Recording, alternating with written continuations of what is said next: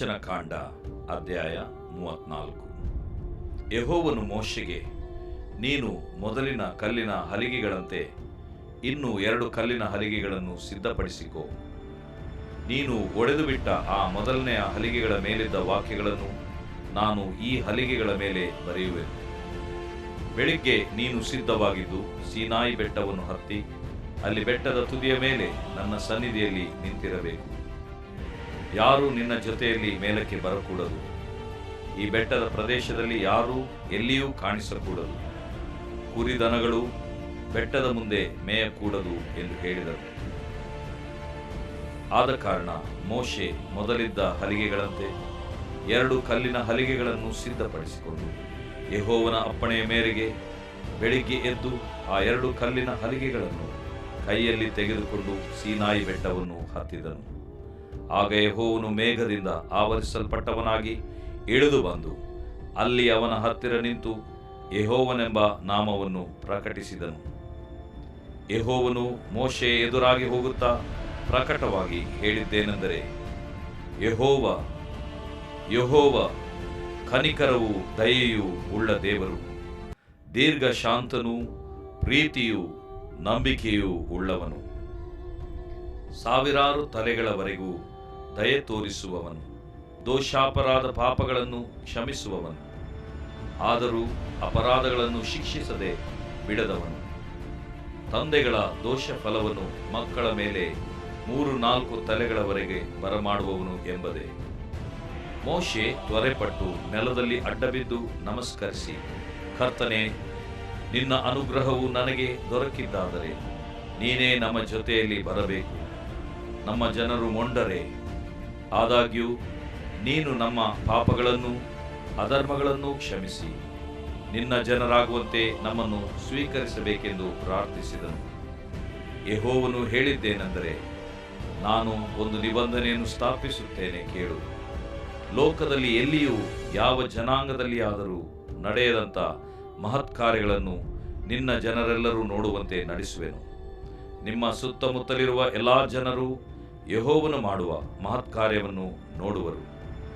ನಾನು ನಿಮ್ಮ ವಿಷಯದಲ್ಲಿ ಮಾಡಬೇಕೆಂದಿರುವುದು ಭಯಂಕರವಾದದ್ದು. ನಾನು ಈ ಹೊತ್ತು ನಿಮಗೆ ಆಜ್ಞಾಪಿಸುವುದನ್ನು ನೀವು ಅನುಸರಿಸಿ ನಡೆಯಬೇಕು.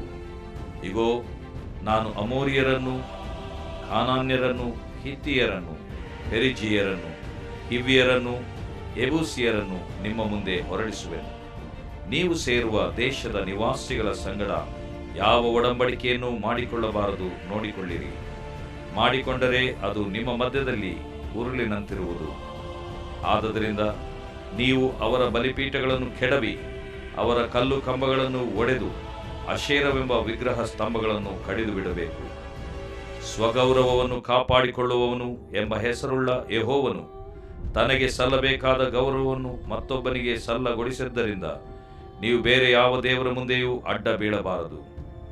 ನೀವು ಆ ದೇಶದ ನಿವಾಸಿಗಳ ಸಂಗಡ ಒಡಂಬಡಿಕೆ ಮಾಡಿಕೊಳ್ಳದಂತೆ ಜಾಗರೂಕರಾಗಿರಿ.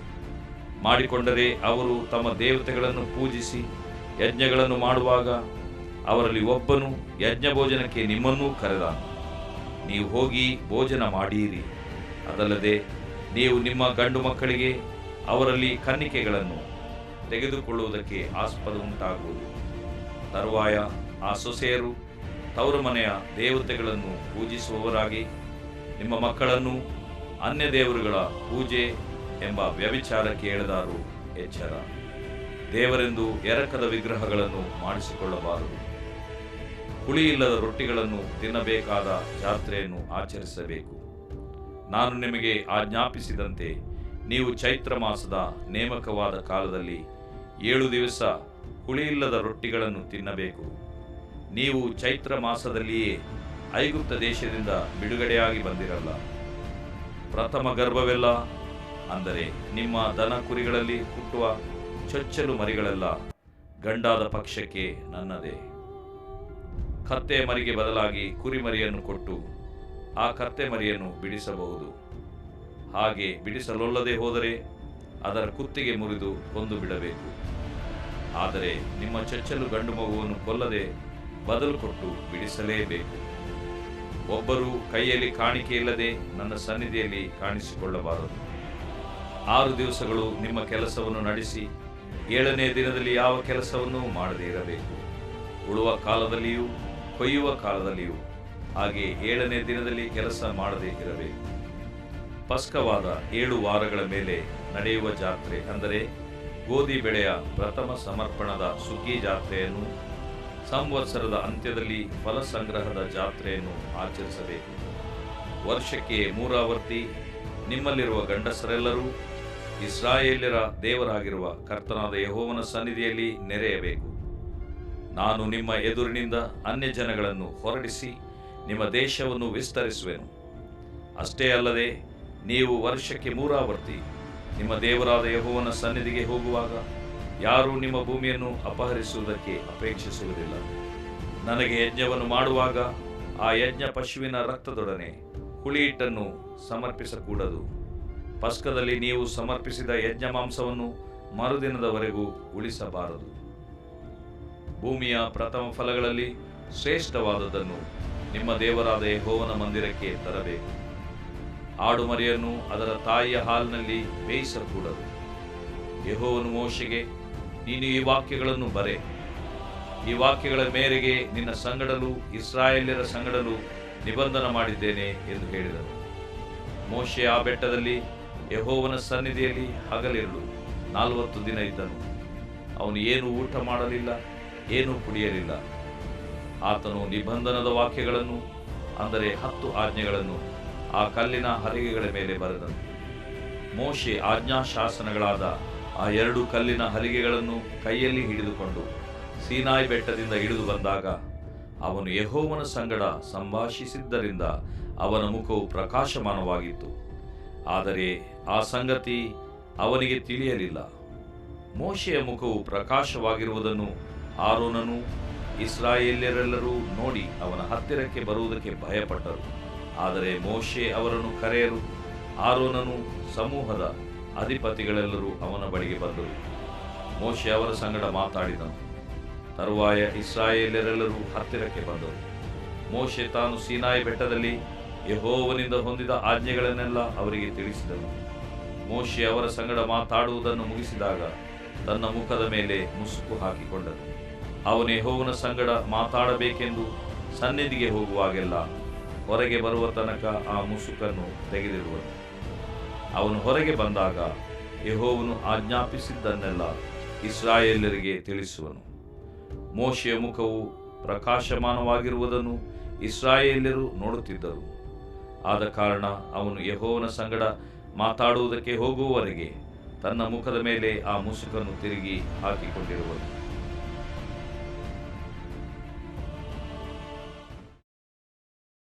ದೇವರು ಪ್ರೀತಿಸುವ ಪ್ರಿಯ ಬಿಗ್ ಜೆ ಟಿವಿ ವೀಕ್ಷಕರಿಗೆ ಸ್ವಾಗತ ಬಯಸ್ತೇವೆ.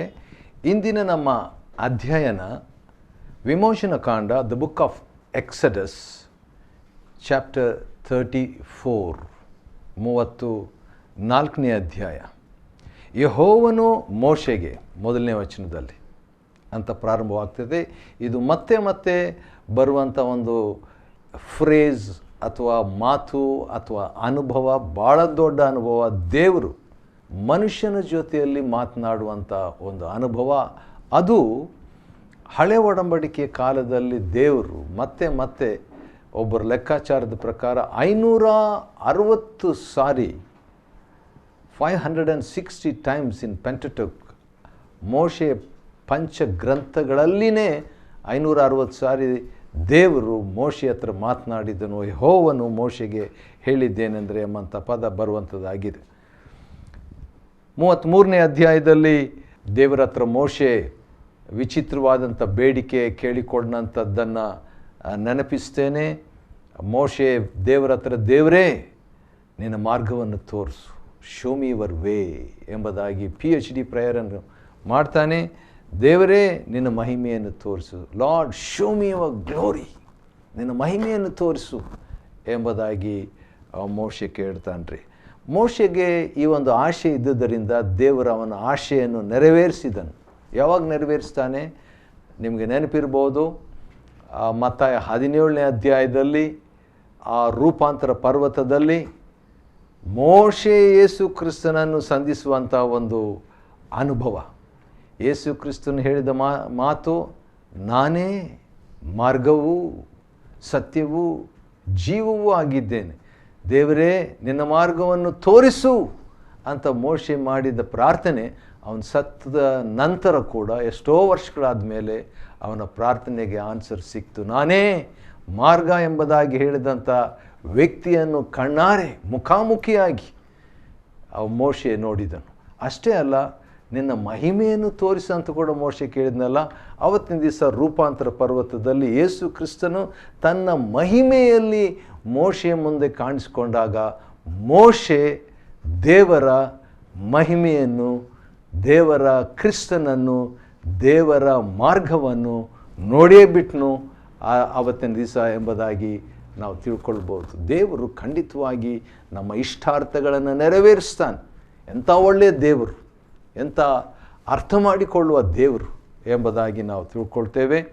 ಅನೇಕ ಜನರು ನಮ್ಮನ್ನು ಅಪಾರ್ಥ ಮಾಡಿಕೊಂಡ್ರು, ದೇವರು ನಮ್ಮನ್ನು ಅಪಾರ್ಥ ಮಾಡಿಕೊಳ್ಳಲ್ಲ. God never never never misunderstands us.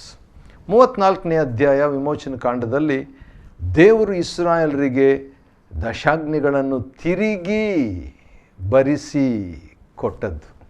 ಒಂದು ಸಾರಿ ಈಗಾಗಲೇ ದೇವರು ಬರೆದು ಕೊಟ್ಟಿದ್ದರು. ವಿಮೋಚನ ಕಾಂಡ 24ನೇ ಅಧ್ಯಾಯದಲ್ಲಿ ಮೋಶೆ ಬೆಟ್ಟಕ್ಕೆ ಹತ್ತಿಬಿಟ್ಟು ಆನಂತರ ದಶಾಜ್ಞೆಗಳನ್ನು ತಕ್ಕೊಂಡು ಇಳಿದು ಬಂದನು. ಮೋಶೆ ಅಪ್ಸೆಟ್ ಆಗಿ ಟೆನ್ಷನ್ ಆಗಿಬಿಟ್ಟು ಮುರಿದು ಹಾಕಿಬಿಡ್ತಾನೆ. ಏನು ಪ್ರಯೋಜನ ಇಂಥವರಿಗೆ ಇಂಥ ಒಂದು ಮೆಸೇಜನ್ನು 40 ದಿವಸ ನಾನು ಪ್ರಾರ್ಥನಾ ಪೂರ್ವಕವಾಗಿ ದೇವರ ಸನ್ನಿಧಾನದಲ್ಲಿ ಕಾದಿದ್ದು, ಆ ಒಂದು ಪ್ರಕಟಣೆಯನ್ನು, ಆ ಒಂದು ವಾಕ್ಯವನ್ನು ತಕ್ಕೊಂಡು ಇವ್ರಿಗೆ ಕೊಡುವಂಥದ್ರಲ್ಲಿ ಏನು ಅರ್ಥ ಇದೆ ಅಂತ ಹೇಳ್ಬಿಟ್ಟು ಅದನ್ನು ಮುರಿದು ಹಾಕ್ತಾನೆ. ಆದರೆ ಮತ್ತೆ ಇನ್ನೊಂದು ಸಾರಿ ಹೋಗ್ತಾನೆ ರೀ. ಇನ್ನೊಂದು ಸಾರಿ ಹೋಗಿ ಇನ್ನೊಂದು ಸಾರಿ ದೇವ್ರ ಕಡೆಯಿಂದ ಸಂದೇಶ ಜನರಿಗೋಸ್ಕರ, ತನಗೋಸ್ಕರವಾಗಿ, ಲೋಕದ ಎಲ್ಲ ಜನರಿಗೋಸ್ಕರವಾಗಿ, ತಲತಲಾಂತಗಳು ಇರೋದಕ್ಕೋಸ್ಕರವಾಗಿ ಮೋಶೆ ಮತ್ತೆ ದೇವರ ಸನ್ನಿಧಾನಕ್ಕೆ ಪರ್ವತ ಹತ್ತಿ ಅವನು ಹೋಗುವವನಾಗಿದ್ದಾನೆ. ಯೆಹೋವನು ಮೋಶೆಗೆ, ಚಾಪ್ಟರ್ 34 and verse 1, ಎಕ್ಸಡಸ್, ವಿಮೋಚನ ಕಾಂಡ 34:1, ನೀನು ಮೊದಲಿನ ಕಲ್ಲಿನ ಹಲಿಗೆಗಳಂತೆ ಇನ್ನೂ 2 ಕಲ್ಲಿನ ಹಲಿಗೆಗಳನ್ನು ಸಿದ್ಧಪಡಿಸಿಕೋ. ಇಲ್ಲಿ 34ನೇ ಅಧ್ಯಾಯದಲ್ಲಿ how to have a quiet time, ಧ್ಯಾನ ಸಮಯವನ್ನು ಹೊಂದುವುದು ಹೇಗೆ ಅಂತ 40 ವಿಷಯಗಳು ಬರೆದಿದೆ. How to have a quiet time, ದೇವರೊಂದಿಗೆ ಟೈಮ್ ಅಲೋನ್ ವಿತ್ ಗಾಡ್, ದೇವರೊಂದಿಗೆ ಏಕಾಂತವಾಗಿ ಸಮಯ ಕಳೆಯಬೇಕಾದರೆ 40 ಸಿದ್ಧಾಂತಗಳನ್ನು, 40 ಪ್ರಿನ್ಸಿಪಲ್ಸ್ ನಾವು 34ನೇ ಅಧ್ಯಾಯದಲ್ಲಿ ನೋಡ್ಬೋದು. ಅದರಲ್ಲಿ ಕೆಲವನ್ನು ನಾವು ನೋಡಿಕೊಳ್ಳೋಣ. ಇನ್ನು 2 ಕಲ್ಲಿನ ಹಲಿಗೆಗಳನ್ನು ಸಿದ್ಧ ಮಾಡಿಕೊ. ಅದೇನು ತೋರಿಸ್ತದೆ? Have a notebook with you when you go to God. ದೇವ್ರ ಸನ್ನಿಧಾನಕ್ಕೆ ಹೋದಾಗ ನೀವು ಒಂದು ಬುಕ್ಕು, ಹೌದು ಬೈಬಲ್ ಇರಬೇಕು, ಅದರ ಜೊತೆಯಲ್ಲಿ ಒಂದು ಪುಸ್ತಕ, ಒಳ್ಳೆ ಪೆನ್ನು. ಕೆಲವು ಸಾರಿ ನಾನು ಬ್ಲ್ಯಾಕ್ ಪೆನ್ಸಿಲು, ಒಂದು ಪೆನ್ಸಿಲು ಇಟ್ಕೊಂಡಿರ್ತೀನಿ, ಕಲರ್ ಪೆನ್ಸಿಲ್ ಕೂಡ ಇಟ್ಕೊಂಡಿರ್ತೀನಿ. ಯಾಕಂತ ಹೇಳಿದ್ರೆ ಅಂಡರ್ಲೈನ್ ಮಾಡಬೇಕು, ಓದಬೇಕು, ದೇವರನ್ನು ತಿಳ್ಕೊಳ್ಬೇಕು.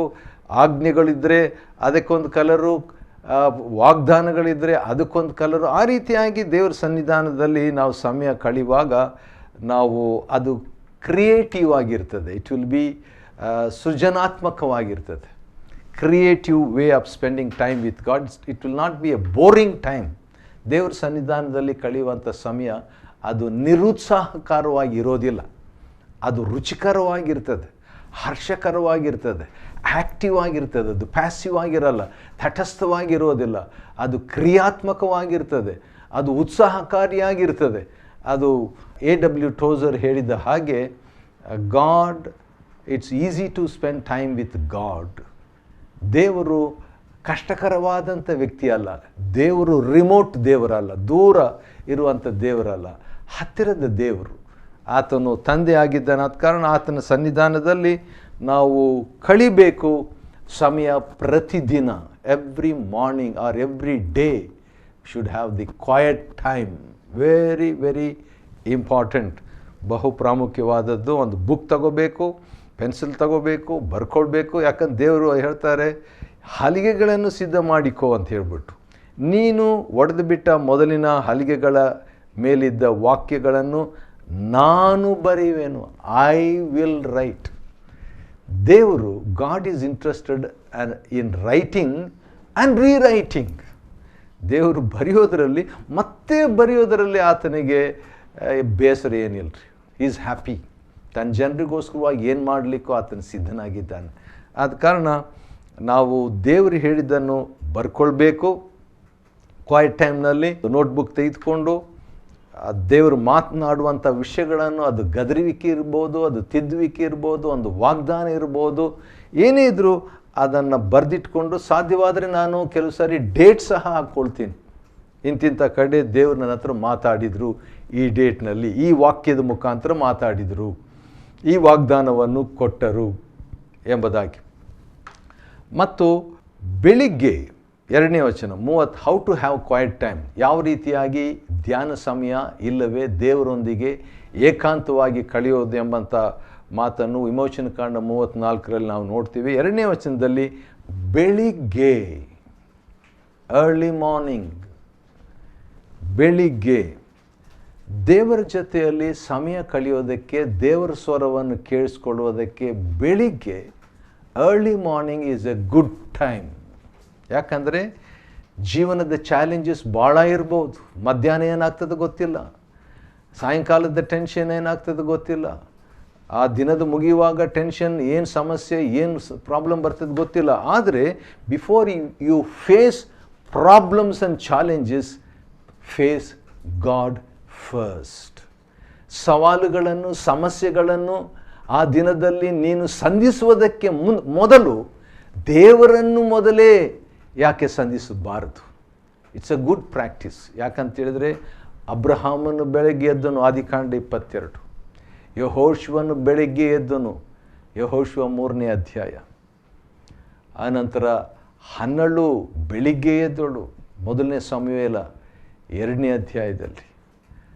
ಮತ್ತು ನಮ್ಮ ಕರ್ತನಾದ ಯೇಸು ಕ್ರಿಸ್ತನು ಕೂಡ ಬೆಳಿಗ್ಗೆ ಎದ್ದಂಥ ಘಟನೆ ಮಾರ್ಕನ ಬರೆದ ಸುವಾರ್ತೆ 1ನೇ ಅಧ್ಯಾಯದ 35ನೇ ವಚನದಲ್ಲಿ.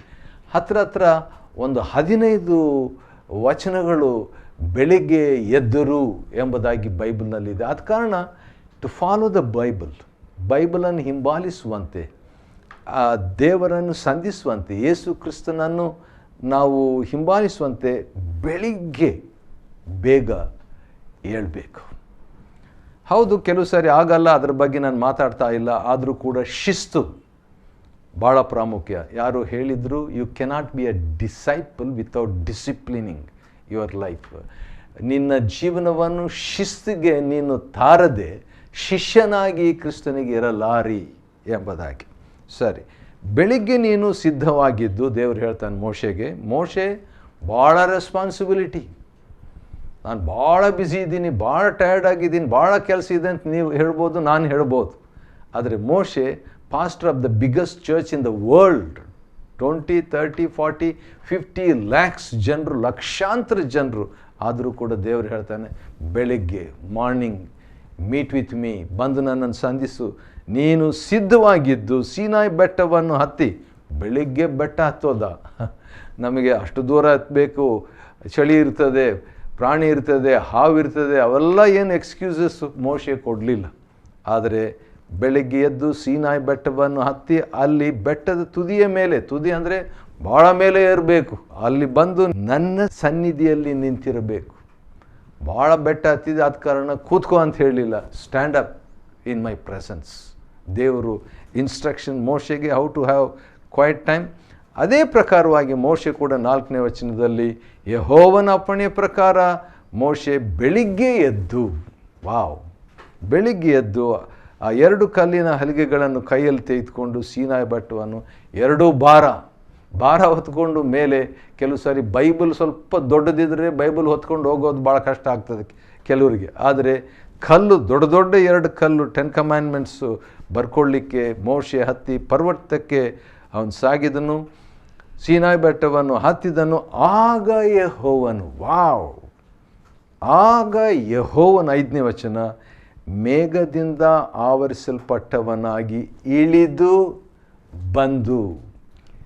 God came down when a man goes up to meet with him.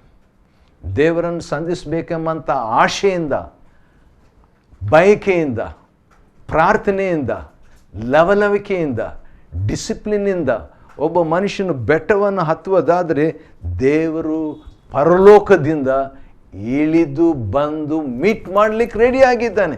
Wow, ಎಂಥ ಒಳ್ಳೆ ದೇವರು. Why should we miss god every day? ಒಂದು ದಿನವೂ ದೇವರನ್ನು ಮಿಸ್ ಮಾಡ್ಕೋಬಾರ್ದು. ಆಸ್ವಾಲ್ಡ್ ಜೆ ಸ್ಮಿತ್ ಎಂಬಂಥ ದೇವಭಕ್ತರು ಅನೇಕ ದಿವಸಗಳಿಂದ ಅವರು ಕ್ವೈಟ್ ಟೈಮ್ನ ಮಿಸ್ಸೇ ಮಾಡ್ತಿದ್ದಿಲ್ಲಂತೆ. Many years. 2 ಸಾರಿ ಮಾತ್ರ ಸ್ವಲ್ಪ ಮಟ್ಟಿಗೆ ಏನೋ ಮಿಸ್ ಮಾಡ್ಕೊಂಡ್ರಂತೆ. ಒಂದು ಸಾರಿ ಅದು ಪ್ರಯಾಣದಲ್ಲಿದ್ದಾಗಲೂ ಏನೋ, ಇನ್ನೊಂದು ಸಾರಿ ಅಸ್ವಸ್ಥರಾಗಿದ್ದಾಗ he could not have proper quiet time. ಆದರೂ ಸ್ವಲ್ಪ ಮಟ್ಟಿಗೆ ಇತ್ತು. ಆದರೆ ಆಲ್ಮೋಸ್ಟ್ ಆಲ್ 100ಗೆ out of 100 quiet time miss ಮಾಡಬಾರ್ದು ದೇವರ ಸನ್ನಿಧಿಯಲ್ಲಿ. ಇಳಿದು ಬಂದು ಅವನ ಹತ್ತಿರ ನಿಂತು, ಐ ಲೈಕ್ ದಿಸ್. ಮೋಶೆಗಾಗಲೇ ದೇವರು ಹೇಳಿದ್ದು ನಿಂತ್ಕೋ, ಸ್ಟ್ಯಾಂಡ್ ಅಪ್. ಈಗ ದೇವರು ಬಂದು ಕೂತ್ಕೊಂಡನ? ಇಲ್ಲ, God also stood up. If you stand for God, God will stand with you. ನೀನು ದೇವರಿಗಾಗಿ ನಿಂತರೆ ದೇವರು ನಿನ್ನೊಂದಿಗೆ ನಿಲ್ಲುತ್ತಾನೆ. ಪ್ರಿಯ ವೀಕ್ಷಕರೇ, ಮತ್ತು ನಿಂತು ಯೆಹೋವನೆಂಬ ನಾಮವನ್ನು ಪ್ರಕಟಿಸಿದನು. You will get revelations in your quiet time. ಪ್ರಕಟಣೆಗಳು ನಿಮಗೆ ಲಭ್ಯವಾಗ್ತದೆ. ತನ್ನ ನಾಮದ ಪ್ರಕಟಣೆಗಳು, ಏನೇನು ಪ್ರಕಟಣೆಗಳು ಸನ್ನಿಧಾನ ಸಿಕ್ತು ಕ್ವೈಟ್ ಟೈಮ್ನಲ್ಲಿ. What all things we get in our quiet time? We get the word of God, we get God himself. ದೇವರು ತಾನೇ ನಮಗೆ ಸಿಗ್ತಾನೆ, ದೇವರ ಸನ್ನಿಧಾನವು ನಮಗೆ ಸಿಗ್ತದೆ, ದೇವರ ನಾಮದ ಪ್ರಕಟಣೆಗಳು, ರೆವಲ್ಯೂಷನ್ಸ್ ನಮಗೆ ಸಿಗ್ತದೆ.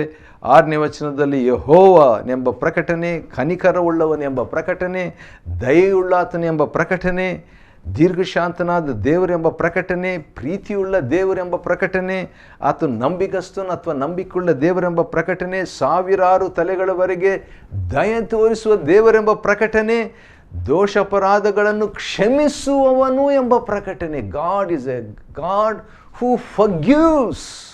ಕ್ಷಮಿಸುವ ದೇವರು ಎಂಬ ಪ್ರಕಟಣೆ. ಇವೆಲ್ಲವನ್ನು ಆತನು ಹೊಂದಿದಾಗ 8ನೇ ವಚನ, ಐ ಲೈಕ್ ದಿಸ್, ನನಗಿಷ್ಟ ಇದು. ಯಾಕಂತ ಹೇಳಿದ್ರೆ 8ನೇ ವಚನದಲ್ಲಿ ಮೋಶೆ ತ್ವರೆಪಟ್ಟು,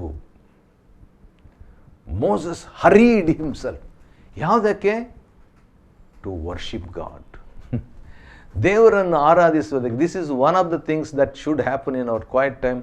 ದೇವರ ಸನ್ನಿಧಾನದಲ್ಲಿ ನಾವು ಇರುವಾಗ ದೇವರನ್ನು ನಾವು ಆರಾಧಿಸಬೇಕು, ಅಡ್ಡ ಬೀಳಬೇಕು, ನಮಸ್ಕರಿಸಬೇಕು. ಕರ್ತನೇ, ನಿನ್ನ ಅನುಗ್ರಹವು ನನಗೆ ದೊರಕಿದ್ದಾದರೆ ನೀನೇ ನಮ್ಮ ಜೊತೆಯಲ್ಲಿ ಬರಬೇಕು.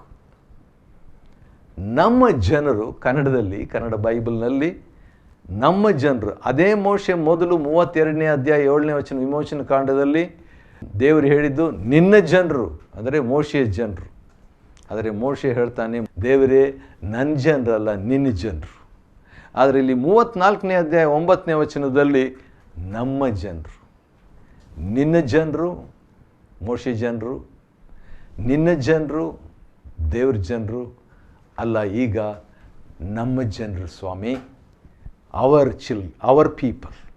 ಹೌದು, ಮೊಂಡರೆ, ಪ್ರಾಬ್ಲಮ್ಸ್ ಇದೆ, ಚಾಲೆಂಜಸ್ ಇದೆ, ಅವರು ಮೆಸ್ಅಪ್ ಮಾಡಿದ್ದಾರೆ ಜೀವನ. ಆದಾಗ್ಯೂ ನೀನು ನಮ್ಮ ಪಾಪಗಳನ್ನು, ಅಧರ್ಮಗಳನ್ನು ಕ್ಷಮಿಸಿ ನಿನ್ನ ಜನರಾಗುವಂತೆ ನಮ್ಮನ್ನು ಸ್ವೀಕರಿಸಬೇಕೆಂದು ಪ್ರಾರ್ಥಿಸಿದನು. ಮೋಶೆ ಪ್ರಮೋಷನ್ಗೋಸ್ಕರವಾಗಿ ಕೇಳಲಿಲ್ಲ. ಆತನ ದೇವರ ಸನ್ನಿಧಾನದಲ್ಲಿರುವಂಥದ್ದೇ ಅವನಿಗೆ ಪ್ರಮೋಷನ್, ದೇವರ ಬೆಟ್ಟದಲ್ಲಿ ಹತ್ತುವುದೇ ಅವನಿಗೆ ಪ್ರಮೋಷನ್. ಪ್ರಮೋಷನ್ ಬೇಕಾಗಿಲ್ಲ, ಪ್ರಮೋಷನ್ ಕೇಳೋದ್ರಲ್ಲಿ ತಪ್ಪೇನಿಲ್ಲ. ಆದರೆ ಆತನು ಪ್ರಾರ್ಥಿಸಿದ್ದು, ನನ್ನ ಜನರು ಕ್ಷಮಾಪಣೆ ಹೊಂದಿ ನಿನಗೆ ಹತ್ತಿರವಾಗಬೇಕು, ಕ್ಲೋಸ್ ಆಗಬೇಕು. ನಾನು ಕ್ಲೋಸ್ ಆಗಿದ್ದರೆ ಸಾಕಾಗಲ್ಲ, ನಾನು ನಿನ್ನ ಸ್ನೇಹಿತನಾಗಿದ್ದರೆ ಸಾಕಾಗಲ್ಲ, ನನ್ನ ಜನರು ಸ್ನೇಹಿತರು, ಅವರು ಹತ್ತಿರದವರಾಗಬೇಕಂತ ಹೇಳಿದಾಗ ದೇವರು 10ನೇ ವಚನ, ಒಡಂಬಡಿಕೆಯನ್ನು ಮೋಶೆ ಸಂಗಡ ಸ್ಥಾಪಿಸ್ತೇನೆ. ನಾನು ಒಂದು ನಿಬಂಧನೆಯನ್ನು ಸ್ಥಾಪಿಸುತ್ತೇನೆ, ಕೇಳು. ಲೋಕದಲ್ಲಿ ಎಲ್ಲಿಯೂ ಯಾವ ಜನಾಂಗದಲ್ಲಿ ಯಾದರೂ ನಡೆಯದಂಥ ಮಹತ್ ಕಾರ್ಯಗಳನ್ನು ನಿನ್ನ ಜನರೆಲ್ಲರೂ ನೋಡುವಂತೆ ನಡೆಸುವೇನಂತ ಹೇಳ್ಬಿಟ್ಟು ಒಡಂಬಡಿಕೆಯನ್ನು ಮಾಡಿಕೊಂಡು, ದೇವರು ಸ್ವಗೌರವವನ್ನು ಕಾಪಾಡಿಕೊಳ್ಳುವ ದೇವರಂತ ಹೇಳ್ಬಿಟ್ಟು ಅನ್ಯರ ಜೊತೆಯಲ್ಲಿ ಬಹಳ ಇಜ್ಜೋಡಾಗಬಾರ್ದೆಂಬಂಥ ಬೋಧನೆಯನ್ನು ಕೊಟ್ಟು ದೇವರು ಹೇಳುವಂಥ ಮಾತು, 3 ಹಬ್ಬಗಳನ್ನು ನೀವು ಮಾಡಿಕೊಳ್ಬೇಕು. 3 times you must meet with me. 3 ಹಬ್ಬಗಳನ್ನು ಮಾಡ್ಕೋಬೇಕು. 18ನೇ ವಚನ, ಹುಳಿಯಿಲ್ಲದ ರೊಟ್ಟಿಗಳನ್ನು ತಿನ್ನಬೇಕಾದ ಜಾತ್ರೆ, ಆನಂತರ ಪಸ್ಕದ ಜಾತ್ರೆ. 22ನೇ ವಚನ, ಫಲ ಸಂಗ್ರಹದ ಜಾತ್ರೆ. ಈ ರೀತಿಯಾಗಿ 3 ಹಬ್ಬಗಳು, Passover and weeks, festival of weeks, ಆನಂತರ ಪೆಂಟಕಾಸ್ಟ್, ಪಂಚಾಶತಮದ ಹಬ್ಬ. ಈ 3 ಹಬ್ಬಗಳನ್ನು ಮಾಡಿದರೆ, ಕೇಳಿಸ್ಕೊಳ್ರಿ, ನಿಮ್ಮನ್ನು ಯಾರು ನಿಮ್ಮ ಭೂಮಿಯನ್ನು ಅಪಹರಿಸುವುದಕ್ಕೆ ಅಪೇಕ್ಷಿಸುವುದಿಲ್ಲ. You will not lose the ground, you will not lose the land. ಇದೇನು ತೋರಿಸ್ತದೆ? ಯಾವಾಗ ಈ 3 ಹಬ್ಬಗಳನ್ನು ನೀವು ಮಾಡ್ತೀರೋ, ನೀವೇನಾಗ್ಬಿಡ್ತೀರಿ? ಶಾಂತರಾಗ್ಬಿಡ್ತೀರಿ. You will become meek. ಯಾಕಂದರೆ Matthew chapter 5 verse 5, meek will inherit the earth. ಶಾಂತರು ಭೂಮಿಗೆ ಬಾಧ್ಯರಾಗುವರು. ಹಾಗಾದರೆ 3 ಸಾರಿ ವರ್ಷಕ್ಕೆ ಮಿನಿಮಮ್ ದೇವರ ಸನ್ನಿಧಾನದಲ್ಲಿ ಕ್ವಾಲಿಟಿ ಟೈಮ್ ಕಳೆಯುವಾಗ ನಾವು ಶಾಂತರಾಗ್ತೇವೆ. ನಾವು ಪಡ್ಕೊಂಡಂಥ ಆಶೀರ್ವಾದಗಳನ್ನು ಕಳ್ಕೊಳ್ಳೋದಿಲ್ಲ. ದೇವರು ನಮ್ಮ ಸಂಗಡ ಇರ್ತಾನೆ. ಎಂಥ ದೊಡ್ಡ ದೇವರು, ಎಂಥ ದೊಡ್ಡ ಅನುಭವ. ಇದರಲ್ಲಿ ಸಾಗುವಂತೆ ದೇವರು ನಮಗೆ ಸಹಾಯ ಮಾಡಲಿ. ದೇವರು ನಿಮ್ಮನ್ನು ಆಶೀರ್ವದಿಸಲಿ.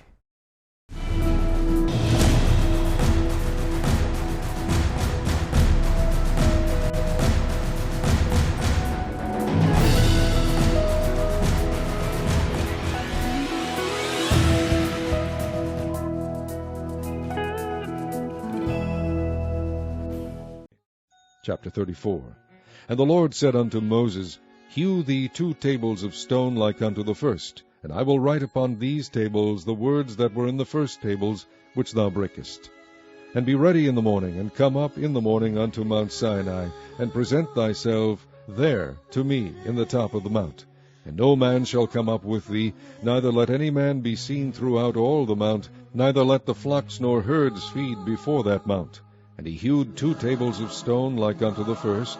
And Moses rose up early in the morning, and went up unto Mount Sinai, as the Lord had commanded him, and took in his hand the 2 tables of stone. And the Lord descended in the cloud, and stood with him there, and proclaimed the name of the Lord. And the Lord passed by before him, and proclaimed, the Lord God, merciful and gracious, long-suffering, and abundant in goodness and truth, keeping mercy for thousands, forgiving iniquity and transgression and sin, and that will by no means clear the guilty, visiting the iniquity of the fathers upon the children, and upon the children's children unto the 3rd and to the 4th generation. And Moses made haste, and bowed his head toward the earth, and worshipped. And he said, If now I have found grace in thy sight, O Lord, let my Lord, I pray thee, go among us, for it is a stiff-necked people, and pardon our iniquity and our sin, and take us for thine inheritance. And he said, Behold, I make a covenant. Before all thy people I will do marvels, such as have not been done in all the earth, nor in any nation. And all the people among which thou art shall see the work of the Lord, for it is a terrible thing that I will do with thee. Observe thou that which I command thee this day. Behold, I drive out before thee the Amorite, and the Canaanite, and the Hittite, and the Perizzite, and the Hivite, and the Jebusite. Take heed to thyself, lest thou make a covenant with the inhabitants of the land whither thou goest, lest it be for a snare in the midst of thee. But ye shall destroy their altars, break their images, and cut down their groves. For thou shalt worship no other God, for the Lord, whose name is jealous, is a jealous God. Lest thou make a covenant with the inhabitants of the land, and they go a-whoring after their gods, and do sacrifice unto their gods, and one call thee, and thou eat of his sacrifice.